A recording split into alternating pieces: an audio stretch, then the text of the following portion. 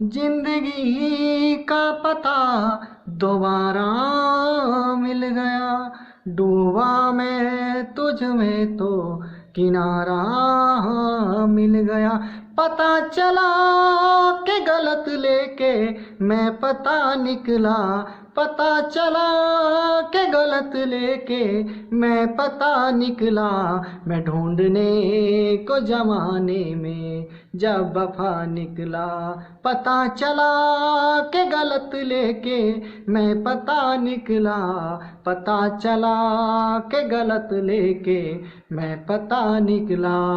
तो जय हिंद मेरे सभी प्यारे भाइयों को, मैं शिवम राजपूत अपने चैनल शिवम राजपूत ऑफिशियल में आपका स्वागत करता हूं, आपका अभिनंदन करता हूं। आज मैं पढ़ाने वाला हूं प्रतिशत का पाठ 7 आपको। प्रतिशत के पाठ 7 से पढ़ाने से पहले कुछ थोड़ी सी बात मैं आपसे करूंगा। देखो, प्रतिशत का एक पार्ट 5 मैंने वीडियो को अपलोड किया था, तो उसमें क्या है, जो क्वालिटी है आपकी बहुत ज़्यादा लो हो गई। वो जो क्वालिटी है 200, अगर 360p तक भी रहती क्वालिटी तो अच्छा, मतलब अच्छा दिखता है उसमें। लेकिन यार उसमें क्वालिटी क्या हो गई, इसमें बहुत ज़्यादा क्वालिटी का क्या हो गया, लॉस हो गया। तो इसलिए वो जो पार्ट है, मैं अब उस पार्ट को मुझे दोबारा पढ़ाना पड़ेगा। वहाँ से मैं वीडियो डिलीट मारने के बाद उसको मैं दोबारा से पढ़ा दूंगा। उस चीज़ से बेफिक्र रहिए। जो क्वेश्चंस आपके मैंने कराए थे वे सारे के सारे क्वेश्चंस मैं उस अगले पार्ट में कराने वाला हूँ। तो यार बने रहने के लिए चैनल को कर दीजिए सब्सक्राइब, लाइक और कमेंट। देखो, प्रतिशत का पार्ट 7 में जो आज वाले जो क्वेश्चंस हैं वो सारे के सारे जो क्वेश्चंस हैं आपके एग्जाम में आए हुए क्वेश्चंस हैं। कोई भी क्वेश्चन ऐसा नहीं है जो एग्जाम में ना आया हो। तो बस आपको तो एक छोटा सा काम करना है। क्वेश्चंस मैं बोलता हूँ, आपको क्या है क्वेश्चंस को लिखना है। बाकी मैथ सिखाने की गारंटी मेरी है। तो कमेंट में लिख दीजिए जय हिंद जय भारत। तो शुरुआत करते हैं, चलो पहले क्वेश्चन से अपने मार्गदर्शन की तरफ। ठीक है,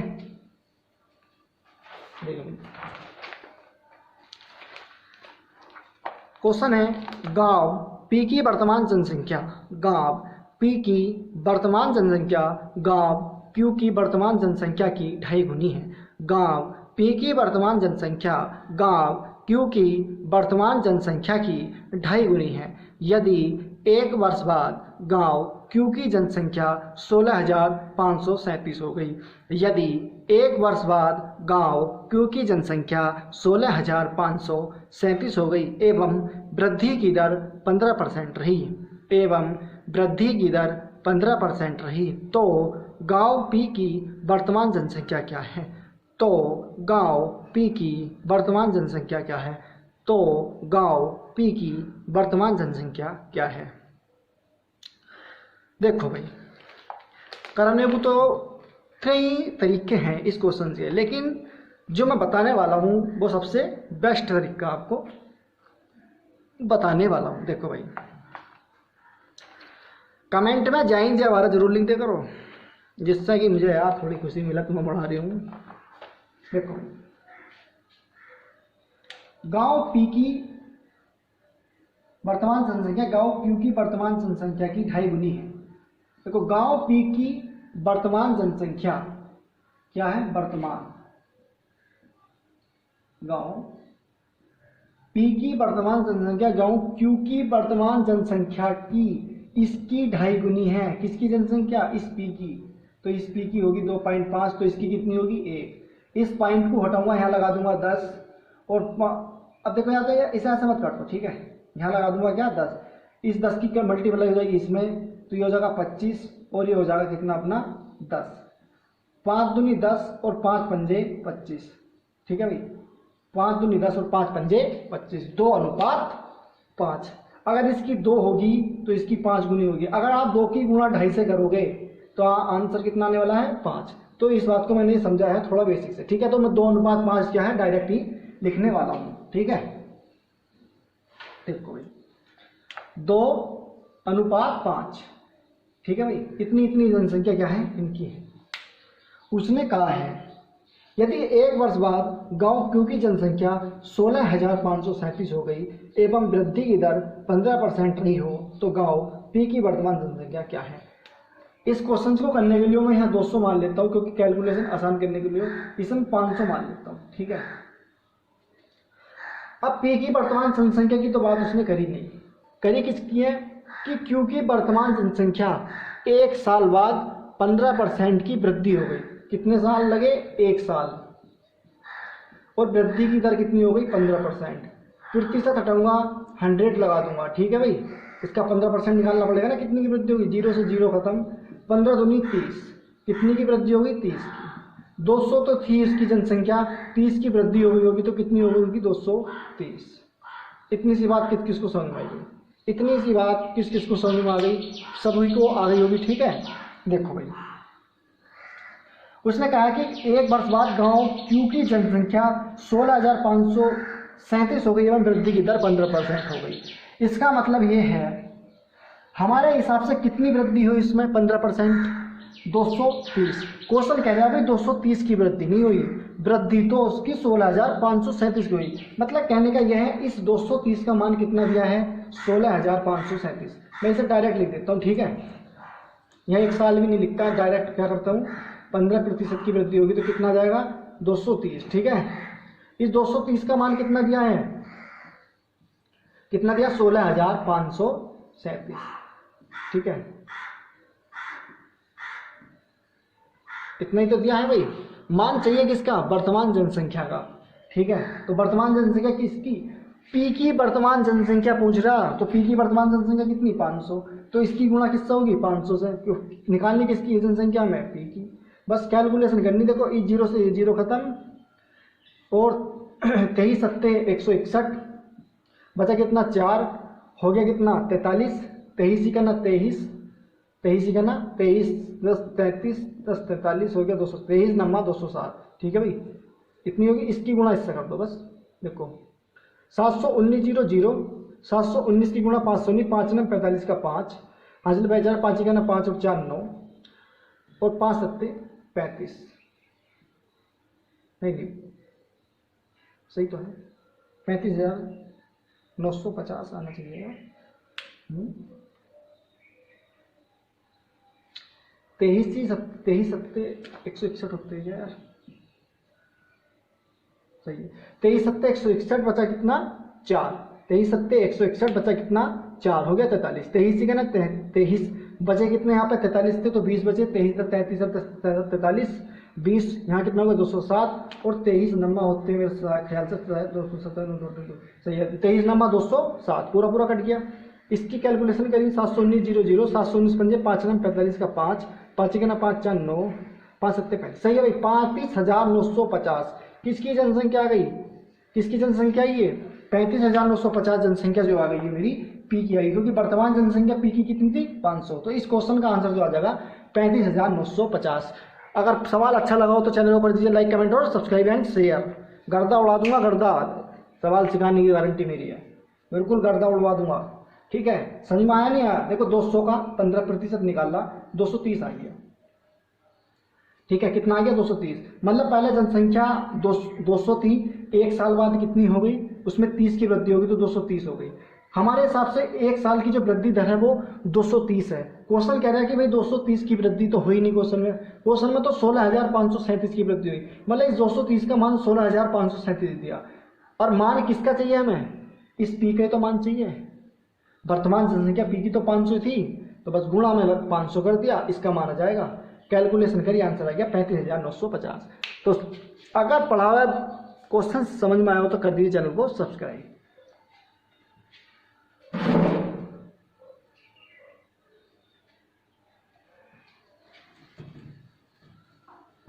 देखो भाई,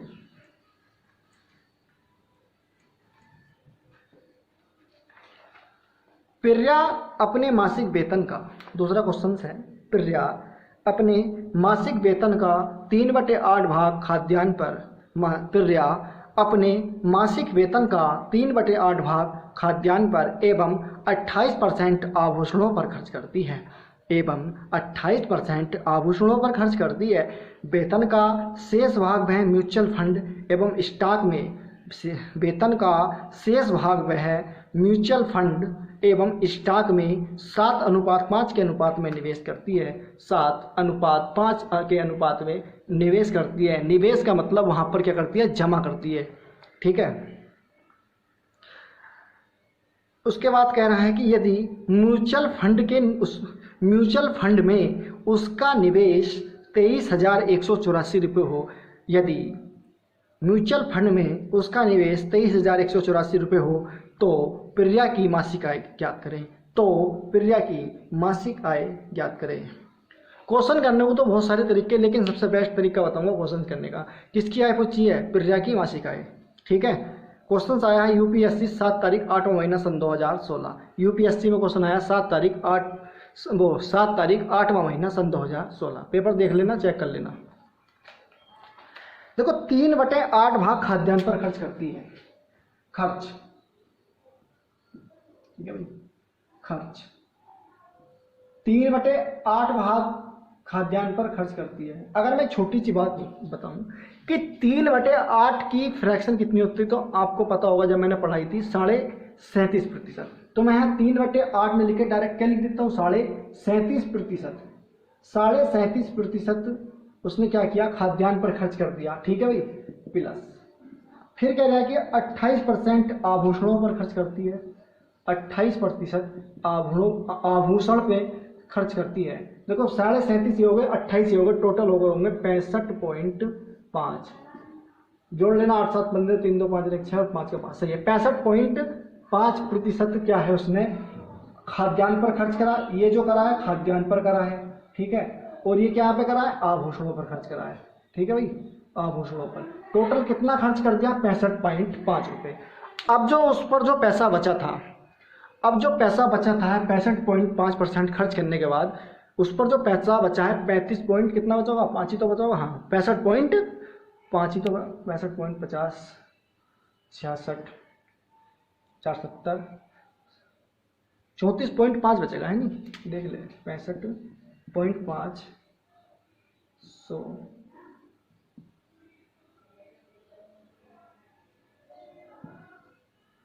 सही है, 34.5 बचा है नहीं।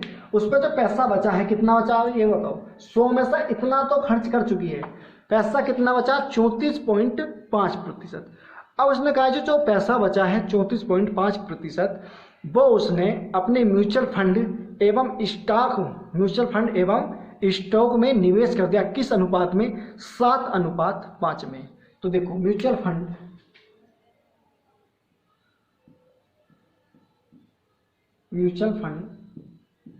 और स्टॉक में कितने अनुपात में? 7:5 में। ठीक है, टोटल कितना पैसा है? 7 ये है और 5 ये है, टोटल कितना पैसा है? 12। लेकिन कह रहा है क्वेश्चन को म्यूचुअल फंड वाला जो पैसा है वो 7 ना होकर कितना दिया रखा उसमें? 23,184 रुपये। इस 7 का मान 23,184 रुपये दे रखा है। ठीक है भाई, इससे कितना गुना? देखो काट लो, 7 ही का ना 7, वो 7 या 21, 7 या 21, 7 ही का ना 7, 7 दूनी 14, 3312। अगर ये 3312 है तो क्या ये इसका ये जो 12 आया है ये भी तो इसका 3312 गुना होगा। तो इसकी गुना किससे करनी है? 3312 गुना। ठीक है, ये भी जो है, अगर ये 3312 है तो ये भी 12 ना होकर ये भी इसका 3312 गुना रहा होगा, क्यों? जो पैसा उसने म्यूचुअल फंड और स्टॉक में जमा किया था। देखो 12 दूनी 24, 12 दूनी 24 बचा। देखो 12 दूनी 24 का 4 हासिल बाय 2, 12 का ना 12 और 2 14, 12 के 36 और 1 37 और 12 के 36 और 3 39। मतलब कहने का यह है 39,744। 39,744 रुपया क्या आया है? ये 39,744 रुपया वो आया है जो उसने म्यूचुअल फंड एवं स्टॉक में जमा किया था। ठीक है, और पैसा मेरे पास बचा कितना था यार? पैसा जो बचा था मेरे पास बचा था 34.5%। बचा था कि नहीं बचा था? अब पैसा जो बचा था 34.5%, वो 34.5% कहाँ जमा करा था? मैंने भी क्वेश्चन में बताया था, वो जो बचा हुआ पैसा करा था जमा म्यूचुअल फंड एवं स्टॉक में किया था। लेकिन क्वेश्चन कह रहा है भाई वो 34.5% का मान कितना दिया है? 39,744। ये पैसा तो था वो, तो इसका मान कितना दिया है? 39,744। 39,744 हमें निकालना क्या है? तो प्रिया की मासिक आय ज्ञात कीजिए। तो ये मासिक आय ज्ञात कीजिए। मासिक की वेतन चल जाए तो मासिक की आय आने वाली है। तो 39,744 34.5 और मान किसका चाहिए, हमने माननी कितनी मासिक आई थी उसकी, कुल 100 रुपये माननी थी, नहीं की माननी थी, देखो यहाँ मान लो यार, देखो 100 माइनस ये मासिक आय है, ठीक है, मासिक आय 100 रुपये में से इतना रुपये यहाँ खर्च करा, इतना बचा, वो इतना नहीं बचा था, वो बचा था इतना, तो इसका मान इतना, मतलब इस वाले का मान कितना दिया 39,744। मुझे मान किसका चाहिए, उसकी मासिक आय का 100 का, तो बस कैलकुलेशन कर दो, आंसर आने वाला है। ठीक है, देखो भाई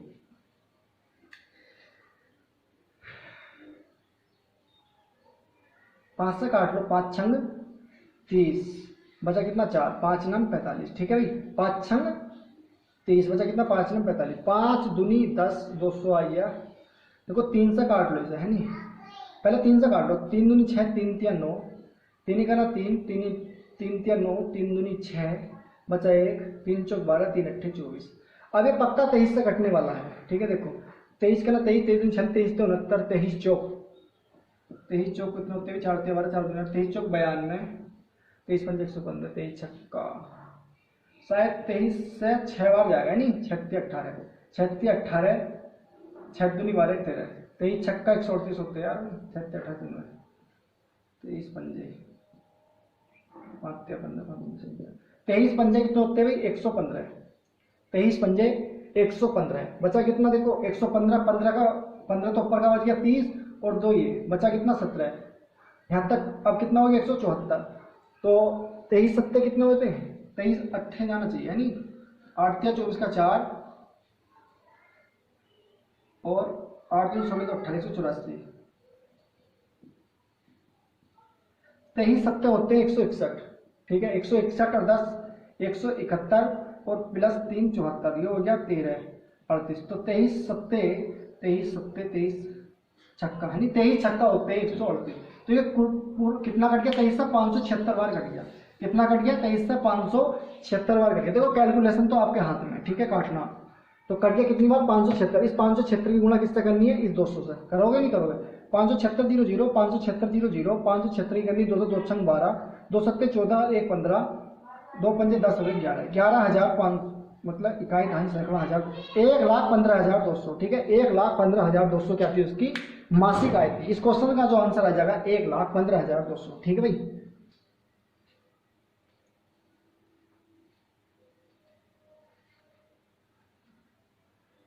कैलकुलेशन तो तुम्हारे हाथ में है भाई, देखो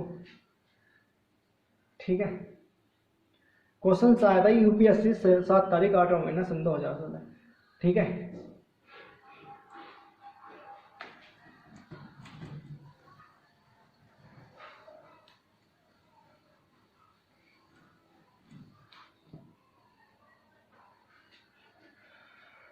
क्वेश्चन है, किसी कंपनी की 2 शाखाएं X एवं Y हैं, किसी कंपनी की 2 शाखाएं X एवं Y हैं, किसी कंपनी की 2 शाखाएं X एवं Y हैं। वर्ष 2011 में कंपनी में कुल 4500 कर्मचारी थे। वर्ष 2011 में कंपनी में कुल 4500 कर्मचारी थे। वर्ष 2012 में कंपनी की शाखा X में कंपनी की शाखा X में कर्मचारियों की संख्या 20%, कर्मचारियों की संख्या 20% एवं शाखा Y में 15% की वृद्धि की गई वर्ष 2012 में कंपनी के कुल कर्मचारियों की कुल संख्या 53 थी। वर्ष 2012 में कंपनी के कुल कर्मचारियों की कुल संख्या 53 थी। शाखा Y में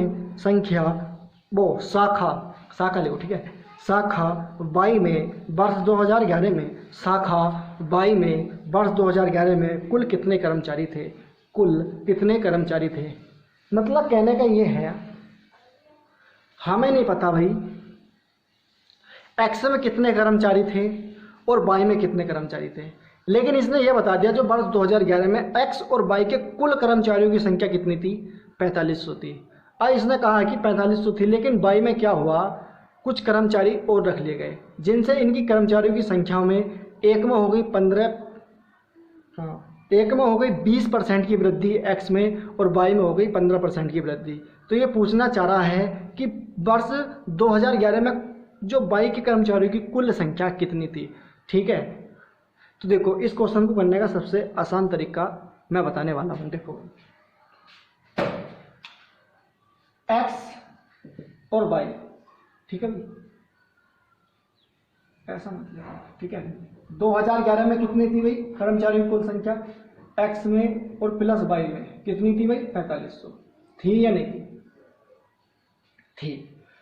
वर्ष 2012 में कर्मचारियों की कुल संख्या कितनी थी भाई, बढ़कर कितनी होगी थी 5300। वृद्धि तो हुई लेकिन उसने ये भी बता दिया कि बढ़ी कितनी थी, मतलब इस 4500 से 5300 बढ़ गई। एक बात बताओ, अगर मैं प्रतिशत दर निकाल दूं कि वो बढ़ी किस दर से, तो मेरा क्वेश्चन जो है एलिगेशन वाला बन जाएगा। मिश्रण से बहुत आसान तरीके से क्वेश्चन हो जाएगा। देखो 4500 से 5300 हो गई, कितनी बढ़ी हुई, 0 का 0, 0 का 0, 13 में से 5 गए 8, 800 बढ़ी कि नहीं बढ़ी, 800 बढ़ी कि नहीं बढ़ी।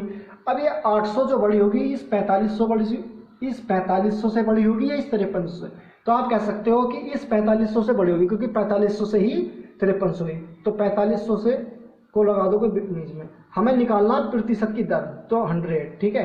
एक साल की बात है, अगर 2 साल कहता है तो हमें समय 2 साल करना पड़ता है, लेकिन वो क्या कह रहा है कि अगले साल ही, ठीक है। अगर 2 साल कहता तो ये 2 से गुणा करनी थी, इसलिए मैं समय को 1 साल नहीं मानता, ठीक है। तो इस 2 जीरो से 2 जीरो खत्म। देखो 15 या 45 और 15 पंजे 75, बचा कितना 5, 15 से नहीं घट रहा है। देखो दोबारा लिखता हूँ, है नी, 800 बटे 4500 गुणा 100, कटेगा नहीं भाई, पूरा ही हो, ठीक है। देखो 9 पंजे 9, नहीं 5 नम 45, 5 का ना 5 में से 3, 5 30, 160 बटे 9। जो प्रतिशत की वृद्धि आ गई वो कितनी आ गई, 160 बटे 9 प्रतिशत। कितनी आ गई, 160 बटे 9 प्रतिशत। कितनी आ गई भाई, 160 बटे 9 प्रतिशत, ठीक है। तो मैं दिख नहीं रहा है इधर, देखो इधर इधर लिख दो, कैलकुलेशन करोगे ना, देखो 160 बटे 9 तो दिख रहा है, तो कितनी आ गई देखो 160 बटे 9 प्रतिशत। मतलब वृद्धि किस दर से वो बढ़ी होगी, 2011 से में जो कुल कर्मचारी थे और जो 2012 तक कुल कर्मचारियों की जो संख्या बढ़ी वो किस दर से बढ़ी, वो 160 बटे 9 प्रतिशत दर से बढ़ी। अब मेरा क्वेश्चन हो गया आसान। देखो इसका यही स्क्रीनशॉट ले लो, अब मुझे एलिगेशन लगाना पड़ेगा। अब दर मुझे पता चल गई किस दर से बढ़ी, ठीक है, तो मैं भी जानता हूँ। देखो 160 बटे 9 लिख लिया होगा तुमने, ठीक है। देखो भाई कितनी दर आ गई थी मेरी, अब देखो यहाँ x है, यहाँ y है, ये किस दर से बढ़ी 15%, ये किस दर से बढ़ी 20%, नहीं, ये 20% की दर से बढ़ी, ये 15% की दर से बढ़ी। अब जो निचोड़ होता है कुल दोनों का, जो निचोड़ है वो कुल कितनी प्रतिशत बढ़ी 2012 तक, वो बढ़ी 160 बटे 9 प्रतिशत। जो कुल निचोड़ होता है, जो मतलब दोनों को मिलाकर के बनता है कोई चीज़ दोनों को, तो वो चीज़ हमेशा बीच में ही आती है। जब एलिगेशन पढ़ाऊंगा तो बहुत मोस्ट तरीके से मैं बताने वाला हूँ एलिगेशन, ठीक है। फिलहाल ये क्वेश्चन प्रतिशत का था तो मुझे पढ़ाना पड़ रहा, ठीक है। तो क्या होगा 160 बटे 9 कहाँ जाएगा, यहाँ जाएगा 160 बटे 9 प्रतिशत। इसमें से इसे अलग कर लो, इसमें से इसे कैंसिल कर दो। देखो अब एक संख्या ऐसी मान लो, एक संख्या ऐसी मान लो कि जो है इनका एलसीएम ऐसा मान लो, 1 और 9 का एलसीएम कितना आएगा, थोड़ा क्वेश्चन को आसान बनाने के लिए, ऐसे दिक्कत हो जाएगी, ठीक है। कितना आ जाएगा, देखो 9 अगर मैं मान लूँ तो कोई दिक्कत थोड़ी है, मान लिया भाई 9 0 0, 9 दूनी 18, ठीक है। इधर लिख देता हूँ, देखो 9 0 0 और 9 दूनी 18 यार। देखो अभी मैं बता रहा हूँ, देखो 9 0 0, 9 दूनी 18, कितना आ गया है 180। देखो 9 15 नंबर 135 और 9 से 9 कैंसिल हो जाएगा तो कितना जाएगा ये 160। इतनी सी बात किस किस को समझ में आई, इतनी बात किस किस को समझ में आई, इतनी बात किस किस को समझ में आई, ठीक है भाई, इतना आ गया। तो कैलकुलेशन आसान बनाने के लिए क्या कर लिया हमने, ऐसे कर लिया। अब बस घटा दो, कितना बचेगा 30 बचेगा, यहाँ कितना बचेगा 20 बचेगा, 3 और 2 कितना आ गया 3:2 कितना आ गया 5, ठीक है। और उसने क्या कहा क्वेश्चन में, कि दोनों की जो कुल कर्मचारियों की जो कुल संख्या है वो वर्ष 2011 में कितनी है, 4500। लेकिन क्वेश्चन के हिसाब से तो 5 आई हुई। 5 का मान कितने के बराबर है, 4500 के बराबर है। 1 का मान किसके बराबर, 900 के बराबर है। देखो 5 9 45, 900 के बराबर है। तो कर्मचारियों की कुल संख्या किसकी पूछी है, बाई की, तो इससे गुणा कर दो बस।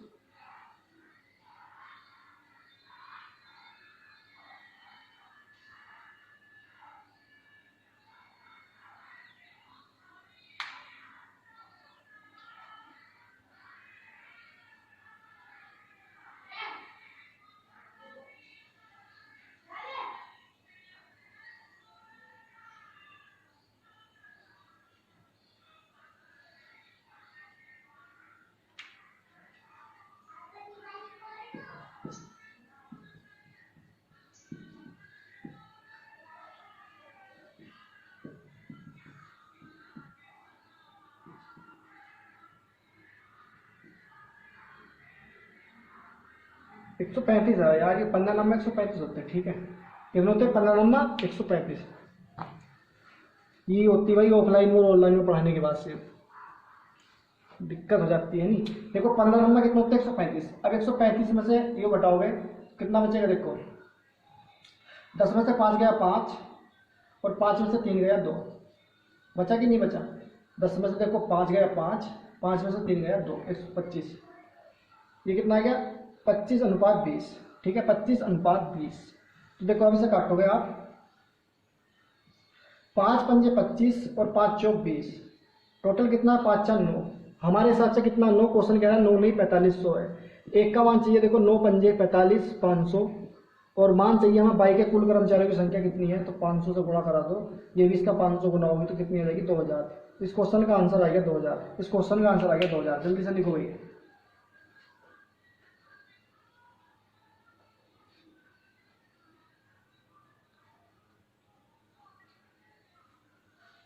इस क्वेश्चन का आंसर आ गया भाई 2000, ठीक है भाई।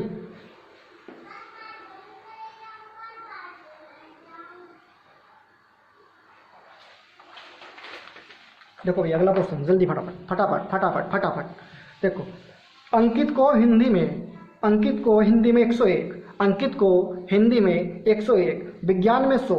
अंकित को हिंदी में 101, विज्ञान में 100, संस्कृत में 96, गणित में 108, अंग्रेजी में 78 अंक मिले। अंकित को हिंदी में 101, विज्ञान में 100, संस्कृत में 96, गणित में 108 और अंग्रेजी में 78 अंक मिले हैं। प्रत्येक विषय के अधिकतम अंक समान हैं। प्रत्येक विषय के अधिकतम अंक समान हैं और सभी विषयों को मिलाकर अंकित को 84% अंक, सभी विषयों को मिलाकर अंकित को 84% अंक मिले हैं। तो प्रत्येक विषय के अधिकतम अंक कितने हैं, तो प्रत्येक विषय के अधिकतम अंक कितने हैं। मतलब कहने का इसका ये है, छोटी सी बात यहाँ समझो। उसने कहा है कि प्रत्येक विषय के अधिकतम अंक कितने हैं। सब्जेक्ट कितने थे भाई पे, 1 2 3 4 5, 5 सब्जेक्ट थे। मतलब जो 5 सब्जेक्ट थे उनमें से हर एक का जो पूर्णांक है, हर एक का क्या है, पूर्णांक, जिसमें से जो नंबर मिलते हैं स्टूडेंट को, वो कह रहा है कि वो जो सेम थे पांचों के। अगर किसी को 115, अगर 115 अंक या 120, या अगर किसी को 100, किसी को अगर 100 में से नंबर दिए जा रहे हैं पहले विषय में हिंदी में, तो उसको विज्ञान में भी 100 ही नंबर से 100 में से ही नंबर दिए जाएंगे, संस्कृत में 100 में से ही नंबर दिए जाएंगे, गणित में भी 100 में से नंबर दिए जाएंगे। ये वाली बात कहना चाह रहा है कि उसके अधिकतम अंक क्या थे, सबके समान थे। तो वही पूछना चाह रहा है कि प्रत्येक विषय में कितने अधिकतम अंक थे। देखो भाई इस क्वेश्चन को करने का सबसे बेस्ट तरीका, अगर मुझे कुल अधिकतम अंक पता चले तभी तो मैं प्रत्येक विषय के अधिकतम अंक निकाल सकता हूँ, तभी तो निकाल लूंगा। तो कुल अधिकतम अंक मैंने कितने मान लिए, x।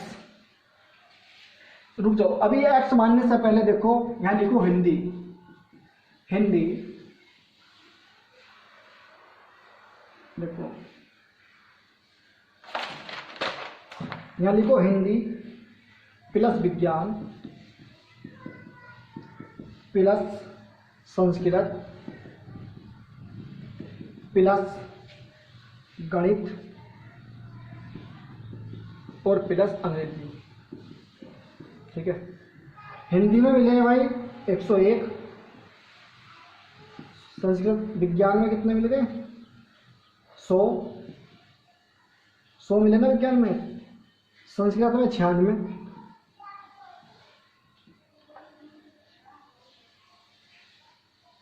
गणित में 108 और अंग्रेजी में मिले भाई 78।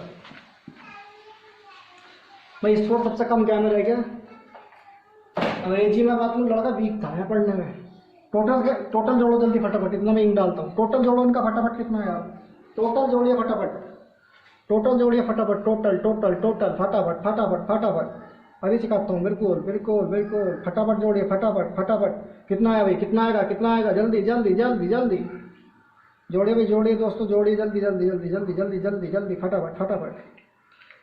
देखो पढ़ाई चीज़ अच्छी लग रही हो तो चैनल को कमेंट लाइक सब्सक्राइब कर दो। और ये क्वेश्चन आया यूपीएससी 7 तारीख 8 महीना सन 2016, संघ लोक सेवा आयोग, ठीक है। संघ लोक सेवा आयोग में आया 7 तारीख 8वां महीना सन 2016 में क्वेश्चन आया है, ठीक है। 7 तारीख 8वां महीना सन 2016 का मैथ का पेपर ठाना कि उसमें क्वेश्चन था या नहीं था ये वाला। देखो भाई टोटल जो जोड़ का आएगा, देखो मैं जोड़ देता हूँ डायरेक्ट, 483 आएगा, ठीक है। अब उसने कहा है 6 8 6 8 8 16 6 22 22 22 और 23, सही है, 483 आना है। मतलब अगर आप 500 का कितना प्रतिशत अंक मिल रहा है, अगर 500 का 84% भी निकाल लोगे नहीं तब भी आपका जो है 483 आएगा, ठीक है। आप निकाल के देख लो, 500 में से 84% अंक प्राप्त करें। देखो 5 चौक 20, 5 अट्ठे 40, 500 का नहीं यार, क्या है यार, दिमाग खराब हो गया। इसमें पूर्णांक तो पता नहीं टोटल है कितना, वही तो निकालना। कितने अंक प्राप्त किए, 483। इसका मतलब ये है 483 अंक टोटल पास करे। ये किसके बराबर होंगे, इस 85% के बराबर होंगे, वो इसके 84% के बराबर होंगे कि नहीं होंगे, वास्तव में होंगे। इस 84% के अंक के बराबर ही क्या है ये, तो 483 अंक हैं। मतलब 483 कह लो इन्हें, या 84% अंक कह लो, बात एक ही है, ठीक है। प्रतिशत में 84% है और 10 अंक जो है 483 मिले। हमें ये नहीं पता कि मिले कितने में से 84% अंक, ठीक है। देखो अब क्या करना है क्वेश्चन में, अब जो कह रहे हैं वो कि प्रत्येक विषय का अधिकतम अंक मान लो, मैंने माना उसके कुल अंक, माना कुल अधिकतम अंक, कुल अधिकतम अंक कितने थे, x थे। और x का कितना प्रतिशत पाया उसने, 84। भाई 84% पाया कि नहीं पाया, 84%। प्रतिशत हटाऊंगा, नीचे लगा दूंगा 100 और बराबर में कितना है 483, क्योंकि इसका मान यही तो आया है 84% का। बस कैलकुलेशन कर दो, देखो 21 चौक 84, 21 दूनी 42 और 21 या 63, ठीक है भाई। हाँ देखो 4 दूनी 8 और 4 पंजे 20, x बराबर 25 या 75 और 25 दूनी 50, 25 तक 75 हासिल पाए, 7 25 दूनी 50 और 7 57, 575। इस x का मान कितना आ गया 575। मतलब इस x का मान कितना आया 575। ये 575 क्या है, उसके कुल अधिकतम अंक, कुल अधिकतम अंक, कुल अधिकतम अंक। हाँ अगर अब 575 का 84% निकाल लोगे तो 484 आएगा। कुल अधिकतम अंक कितने थे 575। मतलब कहने का ये है उसे 575 में से 483 अंक प्राप्त हुए। अगर मैं 575 का 483 निकालूंगा तो 84% ही मेरा आएगा, ठीक है। ये आप घर चेक कर सकते हो। तो मुझे अब एक बात तो पता चल गया, प्रत्येक विषय में कुल अधिकतम अंक कितने थे उसके, टोटल जो कुल अंक थे हर एक विषय के वे थे 575। हमें चाहिए किसके, प्रत्येक विषय के। तो बस 575 की भाग किससे कर दो, 5 से कर दो, कुल अधिकतम अंक आ जाएंगे। क्योंकि विषय कितने 1 2 3 4 5, बस 5 ही करना 5, 5 ही करना 5, 5 पंजे 25, 115। उसके अधिकतम अंक कितने थे 115 प्रत्येक विषय के, ठीक है। मतलब कहने का ये है 115 में से इसे कितनी मिले, हिंदी में 101, 115 में से 100 मिले, 115 में से 96 मिले, 115 में से 108 मिले, 115 में से 78 मिले, ठीक है। तो मिले किस में से 115 में से ही, ठीक है। ये क्वेश्चन पूछ रहे थे, इस क्वेश्चन का आंसर कितना आ गया 115 is the right answer the questions 115, ठीक है। और कुल अधिकतम अंक कितने थे? 575। टोटल जो मिलाकर टोटल जोड़े इनके तो 575। 115 गुणा अगर 5 से करोगे तो भी 575 आएगा, और 575 का 84% निकालोगे तो 483 आएगा। ठीक है, ये आप पर निर्भर करता है, आप घर जाकर थोड़ी बहुत प्रैक्टिस तो तुम भी करोगे। ठीक है, चलो भाई अगला क्वेश्चन फटाफट लगाइए, अभी बोलता हूँ। ठीक है, अगला क्वेश्चन कर दो चैनल को सब्सक्राइब, फटाफट फटाफट फटाफट लगा दो आग, लगा दो आग, लगा दो आग। देखो भाई देखो,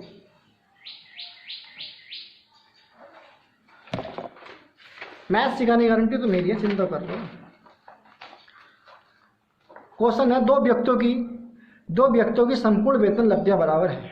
दो व्यक्तियों की संपूर्ण वेतन लब्धियां बराबर हैं, संपूर्ण वेतन लब्धियां बराबर हैं, पर उनमें से एक को अपने मूल वेतन का 65% भत्तों के रूप में मिलता है, पर उनमें से एक को अपने मूल वेतन का 65% भत्तों के रूप में मिलता है, जबकि दूसरे को मूल वेतन का 80% भत्तों के रूप में मिलता है। जबकि दूसरे को मूल वेतन का 80% भत्तों के रूप में मिलता है। पहले व्यक्ति के मूल वेतन का दूसरे व्यक्ति के मूल वेतन से क्या अनुपात है? पहले व्यक्ति के मूल वेतन का दूसरे व्यक्ति के मूल वेतन से क्या अनुपात है? क्वेश्चन है यूपीएससी 7 तारीख 8वां महीना सन 2000, मतलब संघ लोक सेवा आयोग में। ठीक है, देखो भाई, अब उसने कहा है कि मूल वेतन, अब मुझे मूल वेतन पता भाई इसका कितना है ना, मान लिया उसका जो मूल वेतन है वो कितना है? 100 रुपये है।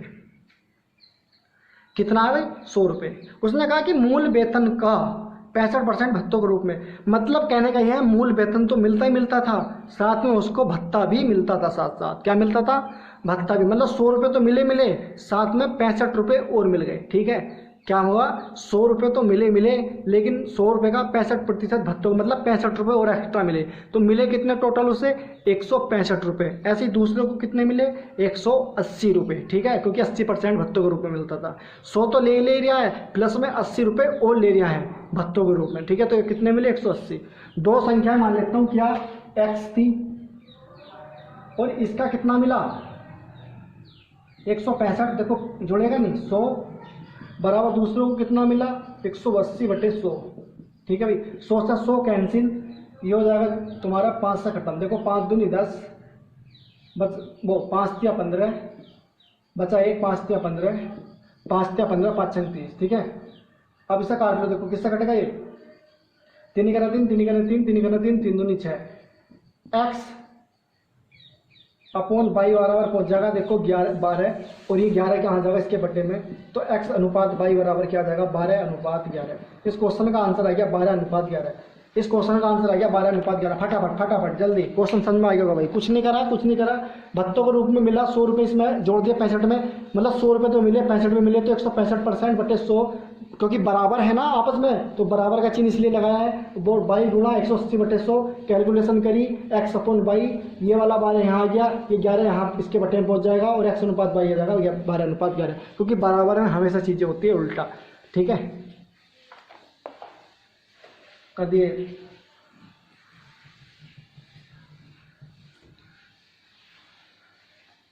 ठीक है भाई, क्वेश्चन पर डाल दियो मोस्ट। ये भी क्वेश्चन आया है यूपीएससी संघ लोक सेवा आयोग में आया है ये भी क्वेश्चन। ठीक है, क्वेश्चन है अनीता की गणित परीक्षा में 70% समान अंकों के थे। अनीता की गणित परीक्षा में 70% समान अंकों के थे, जिनमें 10 अंकगणित के, 30 बीजगणित के और 30 ज्यामिति के थे। जिनमें 10 अंकगणित के, 30 बीजगणित के और 30 ज्यामिति के थे। यद्यपि उसने अंकगणित के 70%, बीजगणित के 40% और ज्यामिति के 60% प्रश्नों का सही उत्तर दिया हो। यद्यपि उसने अंकगणित के 70%, बीजगणित के 40% और ज्यामिति के 60% प्रश्नों का सही उत्तर दिया, फिर भी वह परीक्षा में सफल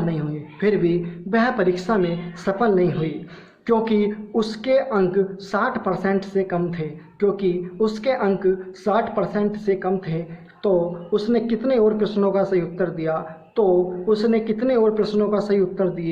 मतलब उसने कितने प्रश्नों के सही उत्तर दिए होते कि ताकि उसे 60% अंक प्राप्त हो जाते, ताकि उसे 60% अंक प्राप्त हो जाते। पहली बात तो यह है, इस क्वेश्चन में देखो उसने कहा कि प्रत्येक प्रश्न समान अंकों का था। मतलब अगर एक क्वेश्चन 1 नंबर का था तो चाहे वो ज्यामिति के क्वेश्चन हो, चाहे वो ज्यामिति के पेपर में बैठा हो, चाहे वो गणित के पेपर में बैठा हो, चाहे वो संस्कृत के पेपर में, मतलब क्वेश्चन जो एक ही नंबर के हिसाब से चलेगा। अगर ज्यामिति में 1 नंबर का क्वेश्चन है, वो 1 नंबर मिलता है एक क्वेश्चन पे, तो गणित में भी एक क्वेश्चन पे 1 ही नंबर मिलेगा और संस्कृत में भी एक ही क्वेश्चन पर 1 नंबर उसे मिलेगा। ठीक है, समान अंकों के थे 70%। लेकिन उसने क्या किया, हर एक में क्वेश्चन जो है अलग अलग लाया। 70 में से इसका इतना प्रतिशत लाया, उसका इतना प्रतिशत लाया, उसका इतने प्रतिशत लाया। लाने के बाद क्या हुआ, वो फेल हो गया। क्यों फेल हो गया, उसका जो प्रतिशत का जो पास है, पास जो होना है, वो अपन जो है 100 में से कितने % पे पास होते हैं, 33। तो उसका जो है पास होने का प्रतिशत कितना है, 100 में से 60%। अगर 60% नंबर लगा तभी वो पास हो सकता है, अन्यथा क्या हो जाएगा, फेल। तो देखो भाई, पहला हमें निकालना पड़ेगा कि उससे कुल अंक मिले कितने। 70 में से जो कुल अंक हैं उसके, उसे मिले कितने, तो पहले निकाल लेते हैं कि कुल मिले कितने। ठीक है, देखो भाई जल्दी जल्दी करता हूँ। ठीक है, देखो देखो अंकगणित के निकाल लेते हैं। ठीक है, पहले किसके निकालोगे, अंकगणित। ऐसे लिख देता हूँ अंकगणित। ठीक है, कितने कितने क्वेश्चन थे, 10, और 10 का कितना प्रतिशत पाया,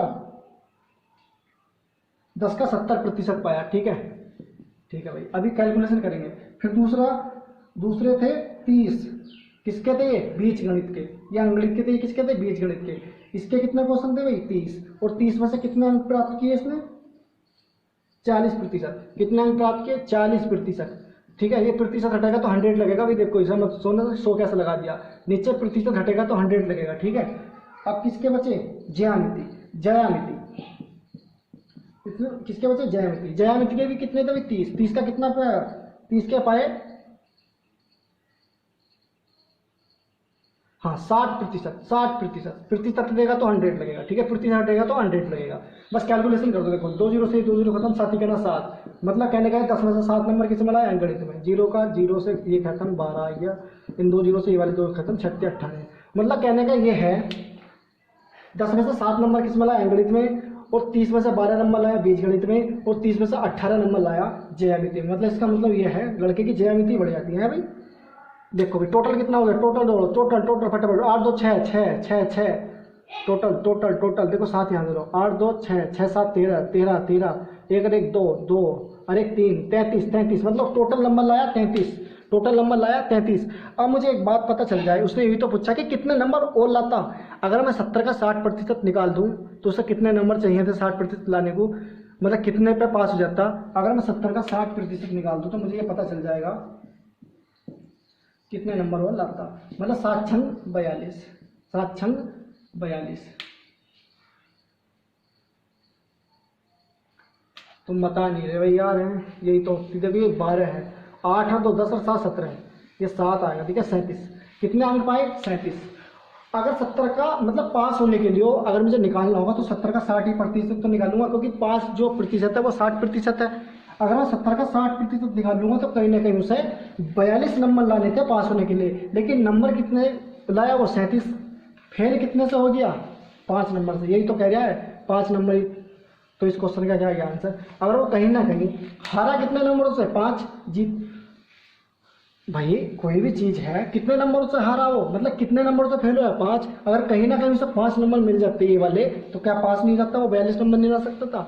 42 नंबर तो आते, तो 5 नंबर से क्या हो गया, वो फेल हो गया। 5 नंबर लाने आवश्यक थे उसे पास होने के लिए। तो इस क्वेश्चन का आंसर है 5। ठीक है, चैनल को लाइक करो भाई, सब्सक्राइब करो, कमेंट करो फटाफट। ठीक है भाई, क्वेश्चन बहुत जोड़ के कर, बहुत बढ़िया क्वेश्चन करा है, बहुत मोस्ट क्वेश्चन है। ठीक है भाई, क्वेश्चन फटाफट लिखो। देखो किसी प्रतियोगिता में भाग लेने के लिए 5 राज्यों से 650 प्रतियोगी आए। मतलब कोई प्रतियोगिता थी, उसमें से 5 राज्यों के आए। मतलब ऐसी मान लो 5 राज्य, यूपी, पंजाब, हरियाणा, चंडीगढ़, बिहार। ठीक है, ये 5 राज्य थे। इनमें से 650 आदमियों ने क्या लिया, कोई प्रतियोगिता, कोई कबड्डी की हो, क्रिकेट मैच की हो, किसी भी चीज़ की हो, वहाँ पे जो 650 प्रतिभागी क्या हुए, भाग लेने के लिए आए। राज्य ए से आए हुए प्रतिभागियों की संख्या, राज्य ए से आए प्रतिभागियों की संख्या कुल प्रतिभागियों की संख्या का 12% है। कुल प्रतिभागियों की संख्या का 12% है। राज्य बी से कुल प्रतिभागियों, राज्य बी से कुल प्रतिभागियों के 1/5 प्रतिभागी आए। राज्य बी से कुल प्रतिभागियों के 1/5 प्रतिभागी आए हैं। कुल प्रतिभागियों का 8% राज्य सी से है। कुल प्रतिभागियों का 8% राज्य सी से है। राज्य डी से कितने प्रतिभागी प्रतियोगिता में शामिल हुए? राज्य डी से कितने प्रतिभागी प्रतियोगिता में शामिल हुए?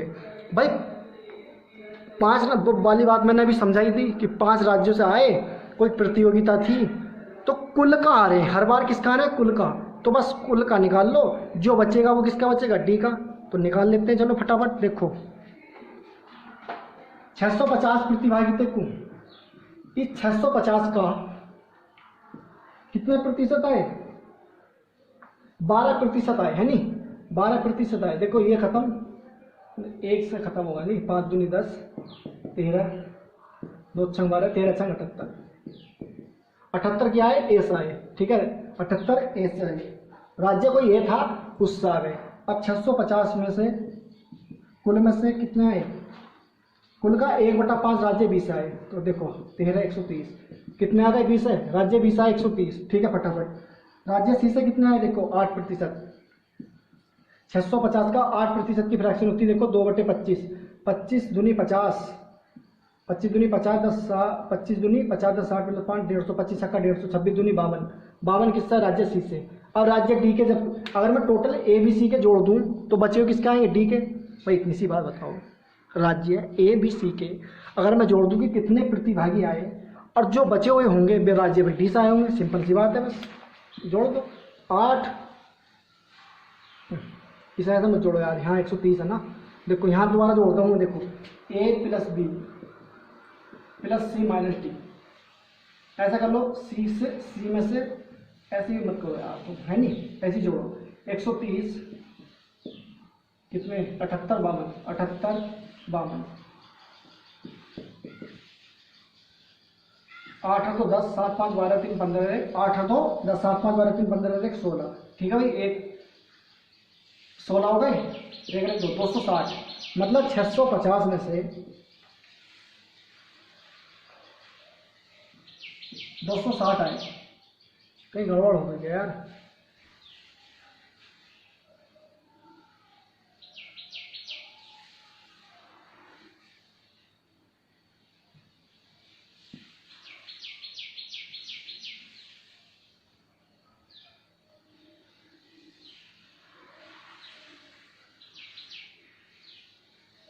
दो सौ साठ घटाइए जरा, 0 15 6 9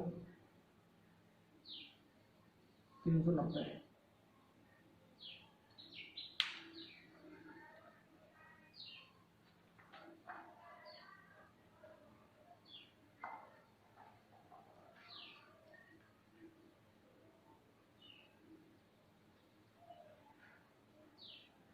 कहीं गड़बड़ हो गई भाई, क्वेश्चन का आंसर तो भाई दूसरा है, इसका आंसर जो है कितना? 195। 650 का 12% निकाला, 0 0 कैंसिल, 5 दूनी 10, 5 5 5 5 15 2 14 13 78, सही है भाई। 650 का 12% आए ए में,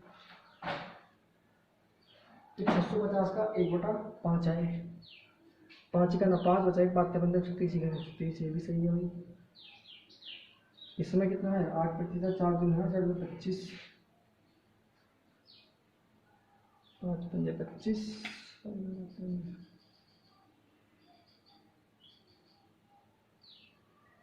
कहाँ गड़बड़ हो गई है?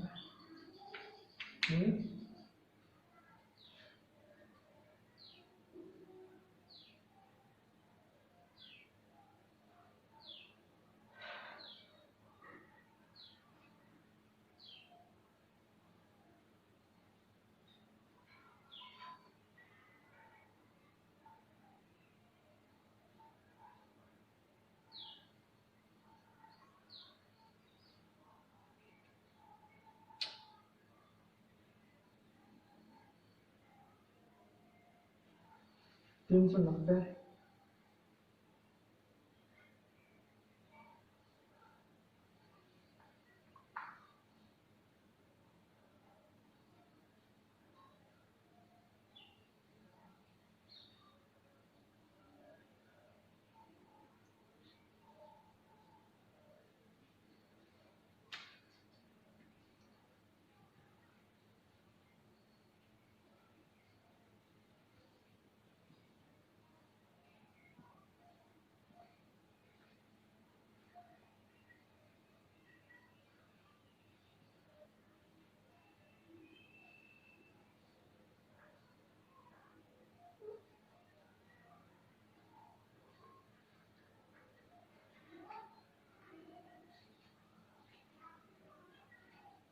तो ये गलत हो तो 18 2 5 10।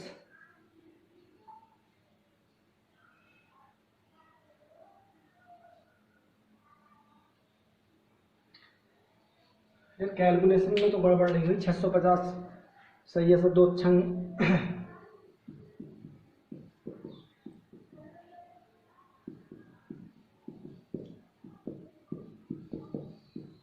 78 130 26 दूनी 52, सब ठीक है यार।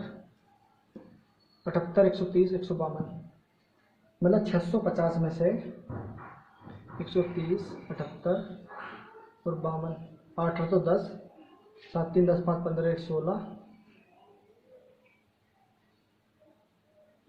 7 3 10 और 5 15,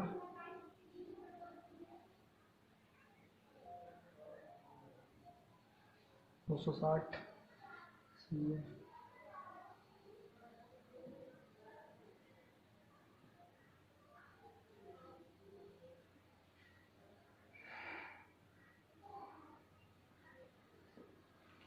दो 260 ही तो बचे भाई, 260 आ गया। बचे कितने? 650 में से 260 कहाँ से आएंगे? राज्य, वो 390 कहाँ से आएंगे? राज्य डी से। टोटल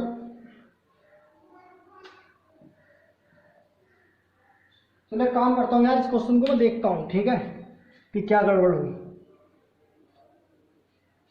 कि कैलकुलेशन में गड़बड़ है या मतलब वैसी गड़बड़ है। ठीक है, तो यार देखता हूँ इस क्वेश्चन को, ठीक है, लिखे रहना क्वेश्चन, मैं करा दूंगा इसे। ठीक है, एक यार होगा तो ऐसे यार, या तो कहीं क्वेश्चन जो है लिखने में गड़बड़ हो गई, क्वेश्चन जो है या तो भाई दोस्त लिखने में गड़बड़ हो गई, ऐसा हो, क्योंकि क्वेश्चन या तो अधूरा है, नहीं तो भाई क्वेश्चन तो बिल्कुल अपन ने क्या किया, ठीक करें कि 650 का पहले 12% निकाल दिया कि कुल संख्या का आया कितना, तो इतना आया। फिर बी का निकाला कि कितना आया, इतना आया। फिर क्या निकाला, सी का निकाला।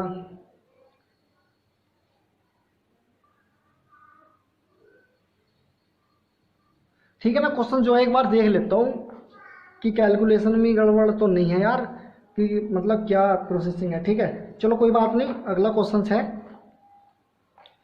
ठीक है, क्वेश्चन जो है, क्वेश्चन है कि सेल्फ बी में जितनी पुस्तकें हैं, सेल्फ बी में जितनी पुस्तकें हैं, सेल्फ ए में उसकी 4/5 है। सेल्फ बी में जितनी पुस्तकें हैं, सेल्फ ए में उसकी 4/5 है। यदि ए की 25% पुस्तकें बी में अंतरित कर दी जाए, यदि ए की 25% पुस्तकें बी में अंतरित कर दी जाएं और फिर बी से 25% पुस्तकें ए में अंतरित कर दी जाएं, फिर बी से 25% पुस्तकें ए में अंतरित कर दी जाएं, तो ए में पुस्तकों की कुल संख्या क्या होगी? ए में पुस्तकों की कुल संख्या का प्रतिशत क्या होगा? ए में कुल संख्याओं का प्रतिशत क्या होगा? मतलब पहले जो है ए में उसकी 4/5 है भाई, बी में जितनी भी पुस्तकें थी उसकी क्या है, ए की क्या है, उसमें 4/5 है। तो अब मैं ये 5 इधर चला जाएगा। ठीक है भाई, तो कितनी होगी, मैं इसे 500 मान लेता हूँ, इसे कितना मान लेता हूँ, 400। टोटल पुस्तकों की संख्या मैंने मान ली 900। कितनी मान ली? 900। अब कह रहे हैं कि यदि ए की 25% पुस्तकें बी में अंतरित कर दी जाए, ए की 25% पुस्तकें बी में अंतरित कर दो भाई, बी को दे दो, मतलब 0 से 0 खत्म, 25 चौका 100। ठीक है भाई, तो बची कितनी है पर 300 पुस्तक, और ये 100 पुस्तकें कहाँ जाएंगी इसमें, तो इसकी कितनी हो जाएंगी, 600।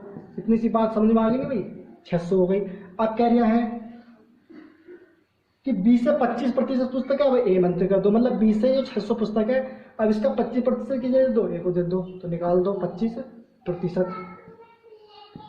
25 छक्का कितने भैया 150, ठीक है। ये कितने हो जाएंगे 0, 10 में से 5 गया 5, 450। ये कितनी हो जाएंगे अगर 150 पुस्तकें से मिलेंगी 450, मतलब टोटल जो बराबर बराबर होगी 450 इस पर हो गई, 450 इस पर हो गई।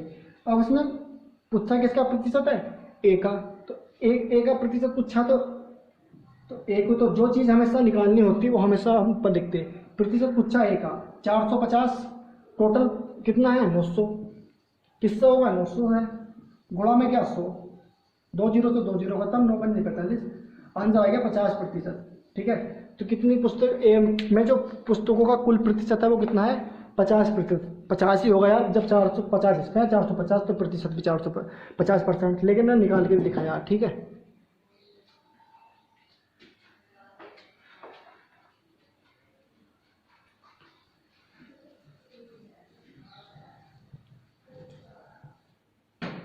चलो भाई अगला क्वेश्चन फटाफट लिखो भाई,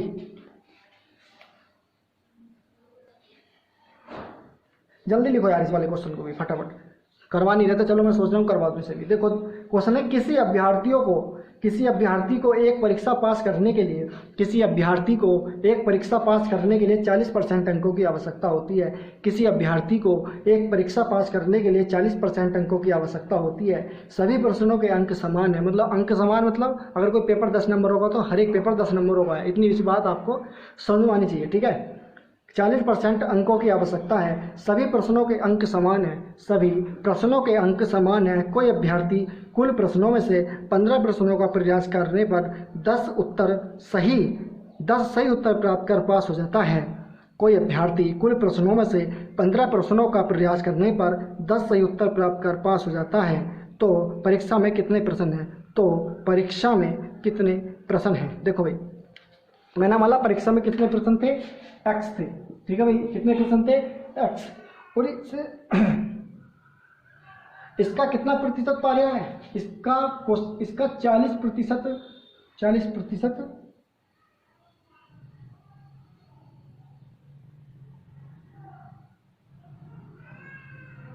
हाँ कितना प्रतिशत पा रहा है 40%, 40 के बराबर में क्या रखना 10, क्यों, क्योंकि 10 क्वेश्चनों का क्वेश्चन मतलब 10 नंबर पाने पे क्या हो रहा है वो पास हो रहा है, या 10 क्वेश्चन ठीक करने पे क्या हो रहा है तो पास। 10% किसके बराबर होगा, इस 40% के बराबर होगा कि नहीं होगा, सिंपल सी बात है यार, होगा, बस कैलकुलेशन कर दो आंसर आ जाएगा। देखो 25 कहना 25, एक्स बराबर 25, तो उस परीक्षा में कितने प्रश्न थे 25 प्रश्न, ठीक है भाई, इस क्वेश्चन का आंसर है 25, ठीक है। अगला जल्दी यार, उसमें थोड़ा दिक्कत हो गई यार, वो क्वेश्चन जो है मैं देख लूँगा, उससे कोई दिक्कत नहीं है, टेंशन मत लो, जब लो मैं खड़ा हूँ यहाँ तुम्हें पढ़ाने के लिए, ठीक है। जल्दी लिखो, कराऊँ, चलो करा ही देता हूँ यार ये वाला क्वेश्चन भी, कितना और बचा, चलो ये वाला क्वेश्चन भी मैं करा देता हूँ फटाफट। चलो, किसी देश में पुरुषों की संख्या 120 प्रति 100 महिलाएं थी। किसी देश में पुरुषों की संख्या 120 प्रति 100 महिलाएं थी। किसी देश में पुरुषों की संख्या 120 प्रति 100 महिलाएं थी। अगली जनगणना में कुल जनसंख्या 10% बढ़ जाती है। अगली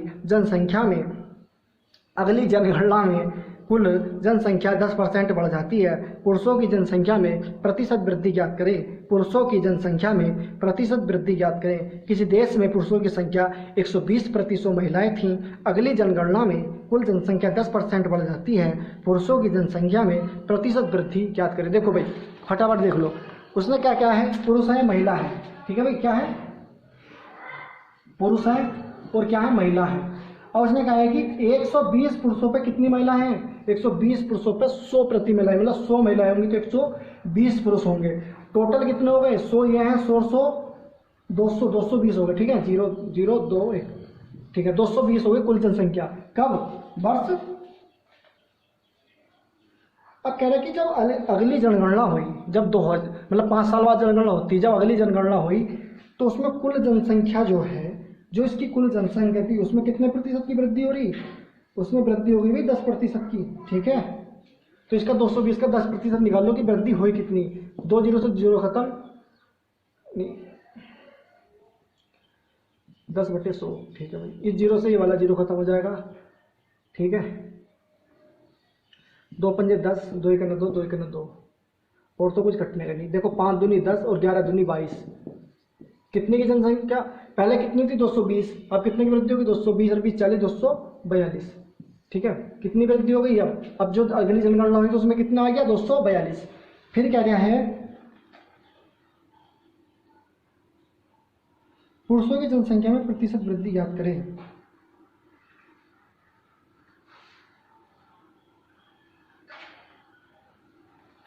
पुरुषों की जनसंख्या में प्रतिशत वृद्धि ज्ञात करें।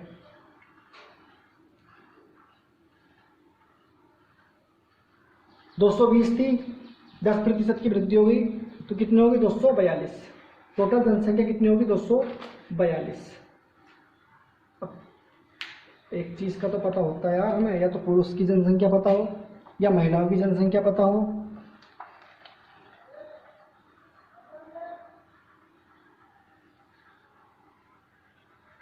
एक चीज की जनसंख्या देता कि वो पुरुषों की बढ़ाता है या महिलाओं की बढ़ाता। ठीक है, ऐसा तो क्वेश्चन का आंसर आने का नहीं। ठीक है, ये क्वेश्चन जो थोड़ा मिस्टेक है भाई, वो भी इस क्वेश्चन में भी थोड़ी मिस्टेक है यार, आज पता नहीं क्या हो रहा।